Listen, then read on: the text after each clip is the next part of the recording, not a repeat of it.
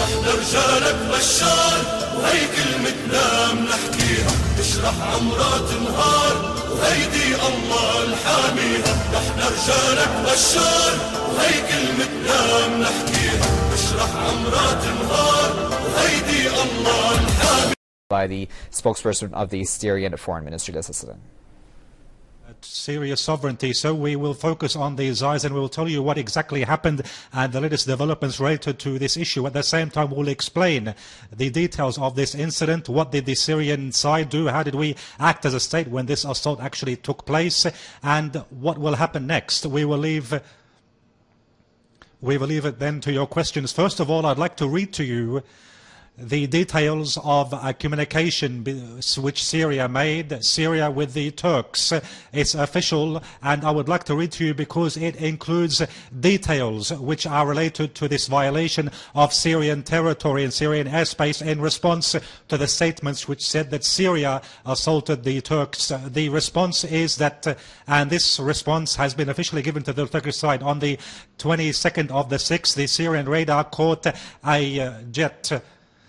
a body in the air. It headed towards the northeastern areas and then went to a lower altitude, and it disappeared from the radar, and then it appeared once again at an altitude of 100 meters and at a distance between 1 and 2 kilometers from the Syrian coastline. It was seen by the eye, and at 11:40 it was shown that this jet was going horizontally towards the Syrian coastline.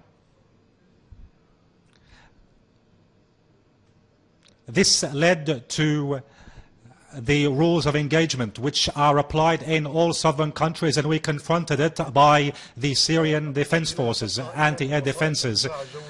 We confronted this. We used an anti-aircraft missile against this jet, and this anti-aircraft missile was on the Syrian coastline. The jet was directly hit, and then we saw the jet fall in Syrian territorial waters. It is very natural that this explains legally more than politically. It is related to the international law. Legally, what happened is a clear violation of Syrian sovereignty. This is something which is proven and stipulated with the information which we have, and stipulated and also highlighted by the Turkish statements. The Turkish statements said that the Syrian territorial waters and Syrian sovereignty was violated, meaning legally it's clear there is a violation of Syrian sovereignty. Those who have been assaulted, the side which has been assaulted, regardless of the intention, training or reconnaissance, the Syrians in the end, their sovereignty was violated. So what happened was a defense. The Syrians acted in a way of defense, defending their sovereignty. And the second issue which we're hearing lies about is that the jet was downed in international waters. I would like to say that the anti-air defenses were used, anti-air defenses, and the range of this air defense missiles is 2.5 kilometers. The debris which the Syrians found and which was handed over to the Turks officially, it is very clear on the tail of the jet. The holes here show that it was downed by a defense system.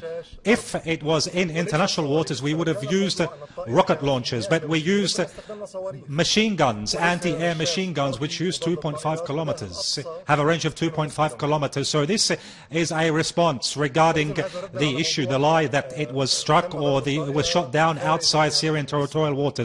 The last issue is the issue of warning.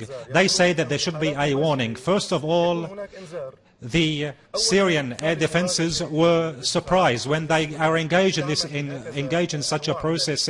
If the jet, if the fighter was Syrian and wasn't identified, we would have shot it down as well. If it was Syrian but didn't identify itself and entered in this way, it would have been shot down in the same way. Second of all, the Syrian radars monitoring, etc., those who shot down it were machine guns, anti-aircraft machine guns. They don't have radars. They saw the the fighter jet with their own eyes coming towards them 2.5 kilometers away at an altitude of 100 meters, meaning they're not monitoring fighter jets coming towards Syria. They saw it and they automatically reacted. The people, the officers who are responsible for these light weapons have no radars. And the last thing I'd like to point out to is the previous violation from the same area. Everybody must remember, you all remember, that there are violations which occurred from hostile entities, especially Israel, from the same, they enter from the same area. Ever since that violation in 2007, at that time the Syrian defense also confronted it, but the Israeli aircraft wasn't shot down because it was different. They used different types of weaponry, military details. However, we also tried to shoot down this fighter jet. We confronted it because some say Israel entered, but you didn't shoot the fighter jet down. Entering or not entering has nothing to do with war and military engagement. They were forced to leave. Did they carry out this duty? In the end, we can't prevent an entity which lives on hostility we can't stop it. However, we saw these same violations from the same area.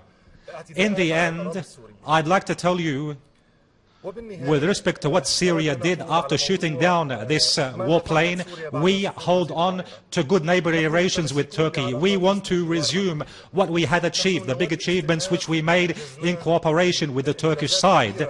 But those who harmed the bilateral relations is not Syria. We implemented at least mutual treatment. We might meet every positive step from Turkey with more positive steps from Syria.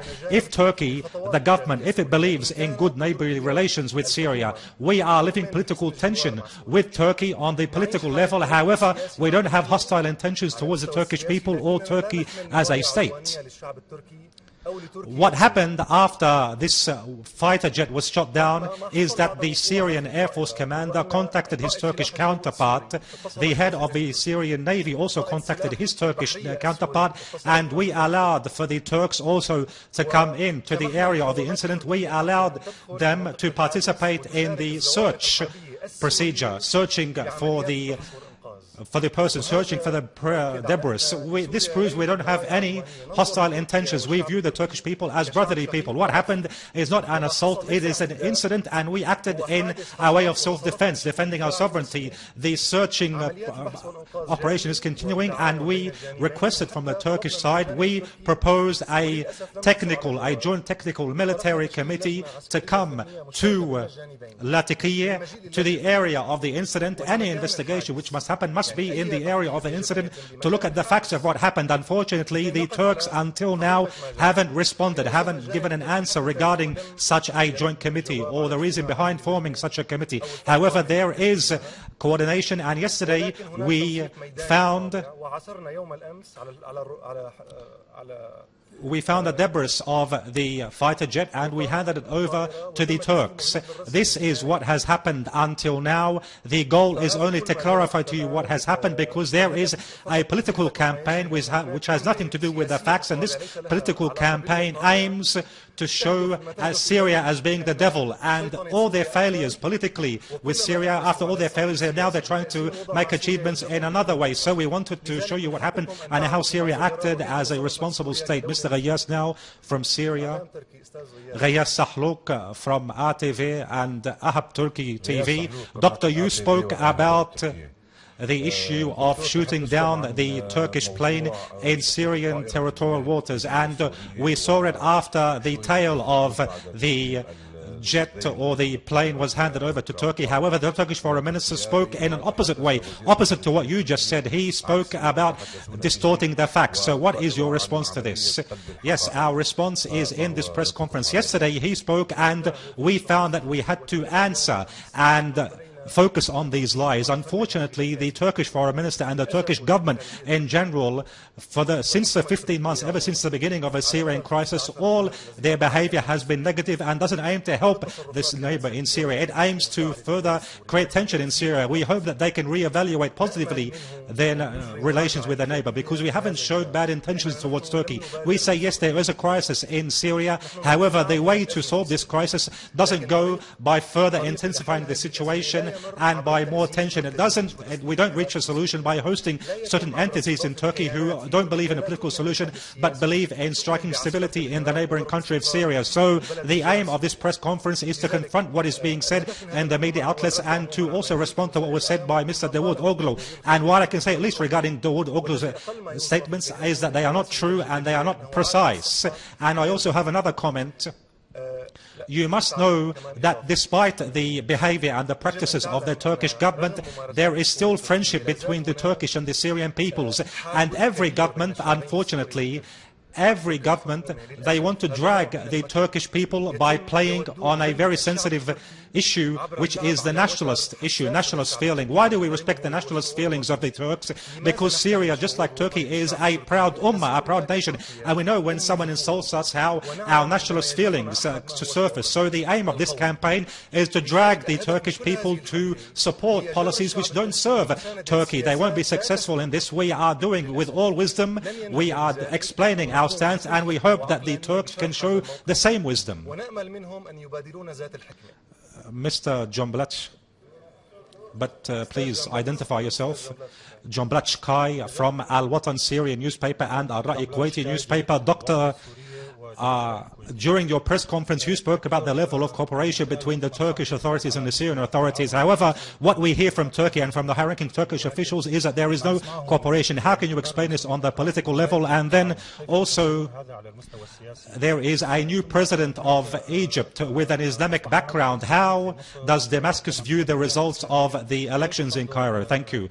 Yes, regardless, we explained this disagreements between us and Turkey. I think what I said is enough. Regarding the issue of the new Egyptian president, everybody must be sure that Syria cannot but stand in support of the democratic choices of the people. So even when we speak about the crisis in Syria, the president and the members of the Syrian government, every official in Syria says that we resort to the ballot boxes. So we cannot but tell the Egyptian people that we congratulate you with your choice. And in the end, I don't agree with you regarding the color of this president, because this president is a president of Egypt and we wish him all the best.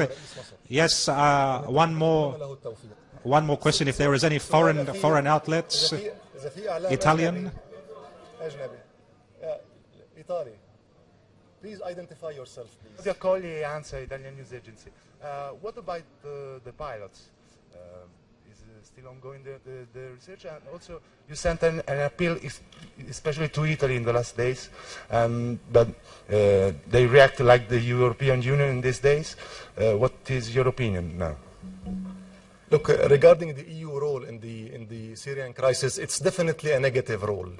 If the EU wants really to help Syria, we want them to reach out to Syria, to diagnose really what's going on in Syria. It's not like what they are listening in the mass media.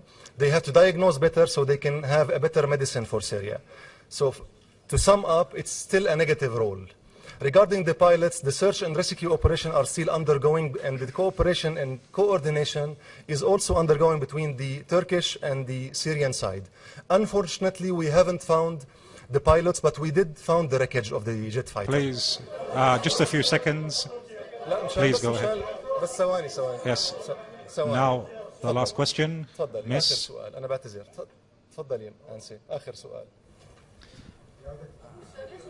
Yes, from Al Ikhbariya Syrian TV, did you find where the international conference regarding Syria will be held and what time? We heard it was going to be held on the 30th of June. This is the information which I have. Those who will host the conference will announce. Please go ahead now. Now the last question. Now they say we're all specific or official news agencies.